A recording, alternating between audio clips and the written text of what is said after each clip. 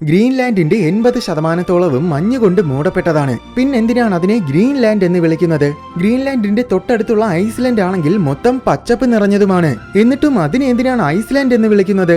സംഭവം ഇത് വൈക്കിങ്സിന്റെ ഒരു ട്രിക്ക് ആയിരുന്നു. അതായത് 9-ാം നൂറ്റാണ്ടിൽ നോർവേയിലുള്ള വൈക്കിങ്സ് ഐസ്ലാൻഡിലെത്തി. ആ സമയം അവിടെ വിന്റർ സീസൺ ആയിരുന്നു. ശീതകാലത്തിൽ ഐസ്ലാൻഡിന്റെ പകുതിയോളവും മഞ്ഞുകൊണ്ട് മൂടപ്പെടും. അതുകൊണ്ട് തന്നെ ഈ മഞ്ഞ് കണ്ടപ്പോൾ അവര് സ്വാഭാവികമായും അതിനെ ഐസ്ലാൻഡ് എന്ന് പേര് നൽകി. പതിറ്റാണ്ടുകൾക്ക് ശേഷം ഐസ്ലൻഡിലെ രാജാവ് എറുക്കുന്നൊരാളെയും അവന്റെ കൂട്ടരെയും ഐസ്ലൻഡിൽ നിന്നും പുറത്താക്കി. പിന്നെ പുതിയൊരു ദ്വീപ് കണ്ടെത്താൻ വേണ്ടി എറുക്കും കൂട്ടരും വെസ്റ്റ് ദിശയിലേക്കാണ് പോയത്.